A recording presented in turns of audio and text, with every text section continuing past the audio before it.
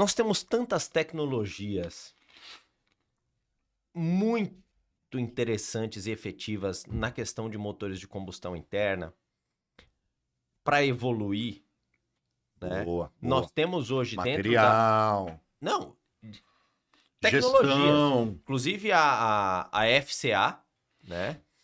Ou melhor, a FPT, que hoje está dentro do grupo Foi meu primeiro Stellantis, né? trabalho, meu primeiro emprego. A FPT, Isso. ela é hoje no Brasil, na época, isso, eu tô falando, essa literatura eu tive acesso ao redor ali de 2010, 2011. Mas era uma das que estavam na vanguarda dos motores de ignição espontânea, né? De ciclo No Otto. ciclo Otto, No isso, ciclo Otto. isso, Então, isso. os motores de ciclo A gente Otto trabalhava com ignição por plasma, eu tava lá nessa época. E aí, é uma tecnologia muito mais eficiente, né? Ela não explode, ela não tem a faísca. Ela é uma combustão que explode a câmara parecido com um ciclo diesel, só que continua sendo um ciclo Otto, onde você tem uma eficiência energética muito maior. E com que compressão que funciona? Ah, minha parceira, aí tem Toda. Imagina Toda. tudo, é isso aí. Beleza. ela é uma compressão muito alta e é variável porque eles usam os variadores de comando para fazer tipo um máquina, Isso, entendeu? isso. Saquei. Ou um Miller. Se você pegar os carrinhos de controle remoto, os RC, É isso? ele Tá. não tem um sistema de ignição. Eu tenho uma vela pré-aquecida, que é pra fazer aquela porra, dar o primeiro soprinho de queima lá, depois vai na pré-ignição. Vai que vai. E funciona. O lance é, pô, por que a gente não vê tantas tecnologias interessantes disponíveis no mercado? Aí, na sua opinião, é em partes pela questão dos custos envolvidos, que eu imagino que são muito altos, mas, poxa, se já tá nesse nível de desenvolvimento que eu tinha visto naquela época, através dos papers, dos testes, dos motores em dinamômetro e tudo mais, é porque o mercado não pede ou é porque o mercado não é educado? É porque a Ricardinho, montadora é uma você viu- vilã e quer Você ter o viu- lucro você e viu tal? O De que tudo é um isso pouco, aí? tá? De tudo um pouco. Primeiro, indústria automotiva não é Madre Teresa de Calcutá. Como qualquer outra empresa, ela precisa ter rentabilidade para pagar os projetos, para se manter viva. Uhum. Vocês viram a porra do foguete do Elon Musk pousando? Uhum. A primeira vez que eu vi, eu olhei, mas eu falei, não, os caras estão fazendo um filme ao contrário aqui, é sacanagem de internet. Eu olhei, falei, não é possível. Agora, o que é mais É aquele importante? que pousava em pé, assim? Não, mas ele não pousa mais em pé, ele pousa e as garrinhas pegam. Assim, ó. Ah, é verdade. Os é palitinhos. verdade. Não, parece um filme invertido. É ficção mesmo. Aí o que é mais importante para o mercado? O foguete do Elon Musk ou um Pulse micro híbrido leve? Primeiro, o foguete do Elon Musk, a gente se juntar aqui... Bom, se a gente juntar a quantidade de cerveja da Maísa, dá pra gente comprar. Mas, normalmente, a gente... Então, assim, para a humanidade, eu tenho um foguete do Elon Musk. Para o mercado, a tecnologia só é válida, Ricardinho, se couber no bolso do cara.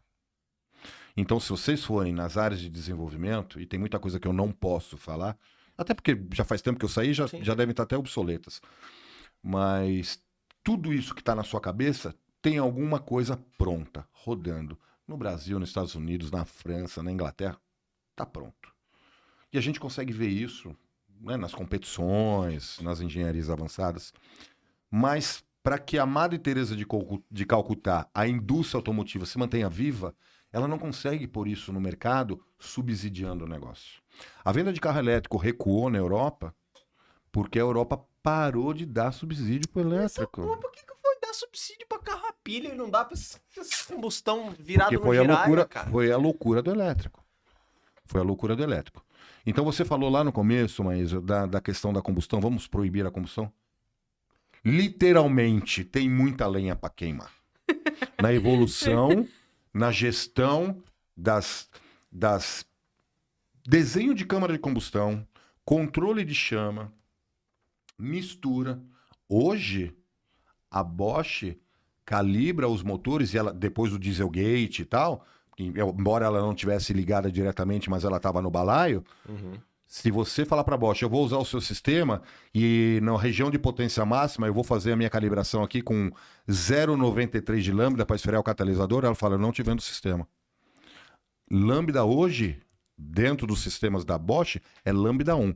Ah, não, mas aí eu coloquei o scanner e eu vi. É para não derreter o motor.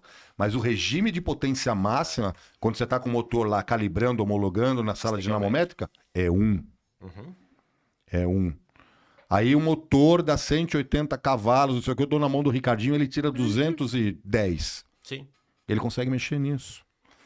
Mas, voltando... Não é uma queima mais eficiente do que a da fábrica. Exato, é isso aí. Sim. Mas voltando, tem muita lenha para queimar. Os motores a combustão têm muito que evoluir. Material, né? Então assim, você que é o cara que gosta de calibração, né? Por que eu não faço um motor com 14 de taxa, com 1.8 de turbo? Porque o material que eu tenho lá hoje não aguenta. Quer dizer, ele aguenta, só não vai aguentar mais Só que 3 vai- puxadas, né? Não, mas teria que ser só etanol. Aí eu fico assim, falo, cara. E eu lembro, eu tenho alguns Mas tem uma amigos questão, calibradores. Ricardinho, que é mercadológica. Eu cara. sei, mas aí, pô. É mercadológica, Aí eu velho. tenho uns amigos que são Eu fiz a calibradores. porra do motor lá, sei lá, há 15 anos atrás. Aí eu olho e assim. Mas eu, dá um circo-tico, não, você falou que queria eu um conto para os álcool. alunos da aula do nosso workshop de calibração, e aí o pessoal fica assim, eu falei, cara, quando a gente tá calibrando, e aí até falei sobre isso, o pessoal elogiou bastante quando eu contei sobre isso no podcast do ADG, que eu tava falando sobre os próprios motores e-torque e tal, que eles fazem uma detonação controlada, né? Ele grila, né? Aquela batida de pino que vocês veem nos motores e-torque, não só nos e-torque, como uma linha outra, diversas outras montadoras fazem isso. Ele é um knock, ele é uma detonação controlada para você conseguir ganhar mais torque dentro daquela faixa onde você sabe que o motor não vai ter nenhum dano catastrófico, não vai exceder nenhum tipo de limite mecânico ali dos componentes do motor. Só que você faz isso eletronicamente, manipulando mistura de Isso, combustível, avanço de isso. ignição e tudo mais. Isso dá aquele barulho, aquela batida de pino quando você vai sair de baixa, pouca carga, pouco giro e tudo mais. Só que aquilo ali gera um torque animal. É Tipo isso. assim, a gente tá falando numa situação onde o motor gerava 4 kg de torque, ele passa a gerar 6. São 2 kg de torque a mais, ou seja, 50% a mais de torque É isso naquela região. Aí, porra, os engenheiros de calibração se matam rodando aquela porra daquele motor pra fazer validação pra tudo, pra ficar bonitinho, e aí passa. Cara, deu verde em tudo, sinal verde e tal. Aí joga. Porra, vem o camarada do marketing, fala, o quê? Quantos decibel deu a grilada? Não. Pode Todo arrancar mundo fora. vai falar que estragou o motor, Pode né? arrancar fora. Pode arrancar fora. Isso aí. Não vai vender o porque vão pessoal vai falar que não tá presta. quebrado. Cara, olha só. Vocês estão nesse podcast aqui porque vocês gostam desse tipo de conteúdo. Quantos de vocês não sabiam que o motor grilava propositalmente e que isso era bom? É isso aí. Cara, mas... E a gente Você tá tem, falando... você tem um alto enchimento do cilindro, porque a rotação tá baixa, você consegue enfiar um monte de mistura lá dentro, de ar e tal. E aí você põe ponto para gerar torque. Grila.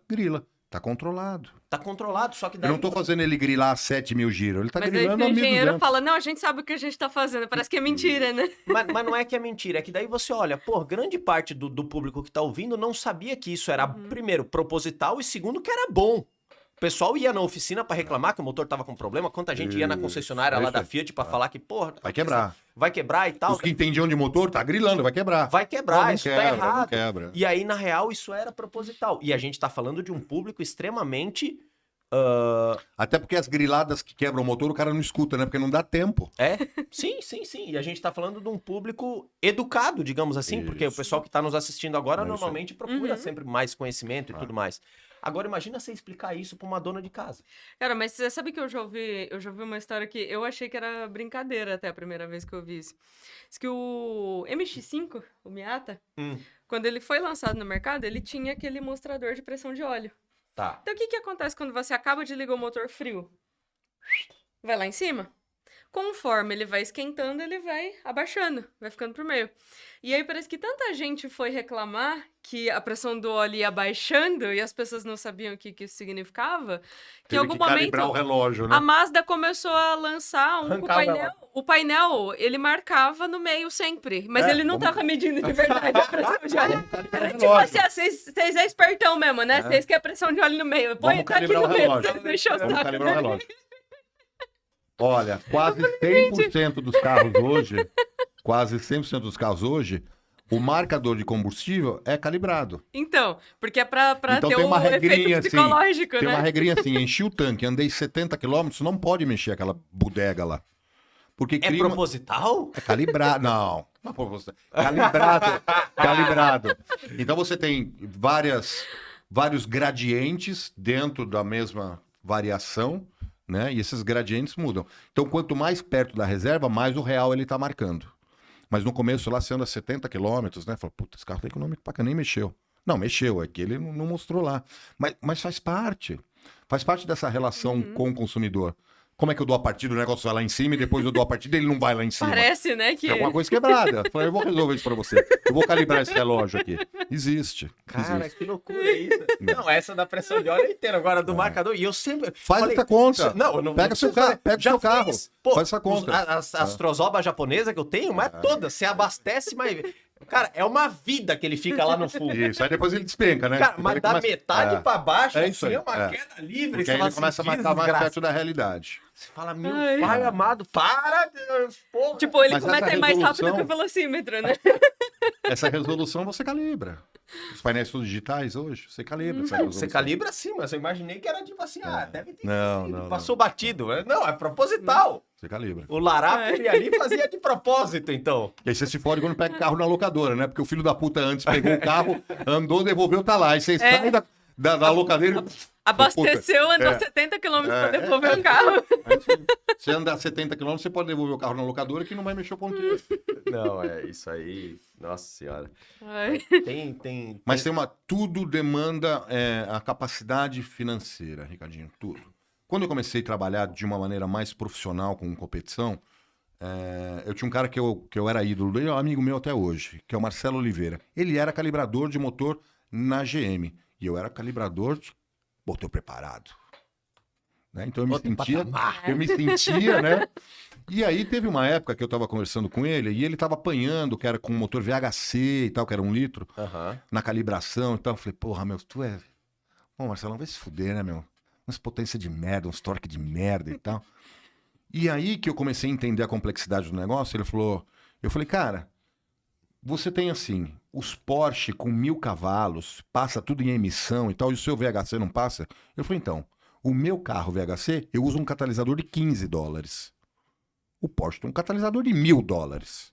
Aí você começa a entender a complexidade dessas coisas, você começa a respeitar cada vez mais aquele cara... Aí eu descobri que fazer motor de corrida era muito fácil. Opa! O Claro. que gera de potência isso aqui? Faz lá o cálculo, né? Me dá lá a tabela, 150 cavalos. E eu vou contar uma história que é genial, a história dos 150 cavalos. No motor de rua, eu tenho que atender a emissão, partida a frio, gradiente, torque, a expectativa do torque, tenho que respeitar o torque do câmbio, e aí começa a ficar um negócio muito complexo. Aí eu descobri, Marcelão, que você era muito melhor do que eu, porque eu calibrava o motor de corrida. Aquilo que tinha que dar a partida de manhã no box e sair do box. Eu vou contar 2 histórias. Tem um cara que eu sou super fã, que é o Zezão de Brasília, que acho que 90% do que eu sei de motor, eu aprendi com ele. Era o cara que fazia os motores das Ferraris de corrida.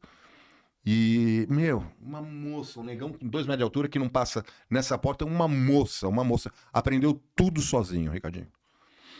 E o Zezão começou a trabalhar muito com dinâmica de cabeçote, começou a usar, na época, os simuladores e tal.